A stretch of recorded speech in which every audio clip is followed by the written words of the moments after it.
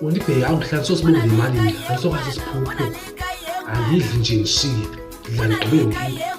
Mamela. Ngithi kuwe ngizokuyofaka imali ebhankini. Hayi ke dine ulani nje kanje. Kulungu phambi kwami kube nje. Siphulo.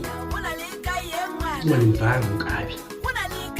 Ngisho mina kwento ingami. Ngathi ngithipho. Umlungu-ke akajonga bonke abantu apha emva kwami bavele ngithipho nabo ujongajonga umuntu ajonge omunye usicha kwakhe nomunye ajonge omunye usicha kwakhe.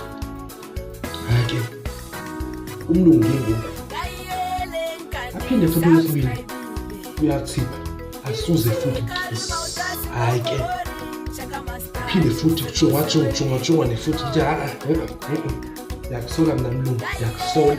Lokhu angitsho ngisho lo semva kwami. Izinto lapha phambi kwami ngiyakusola yimini. Hayi mlungu.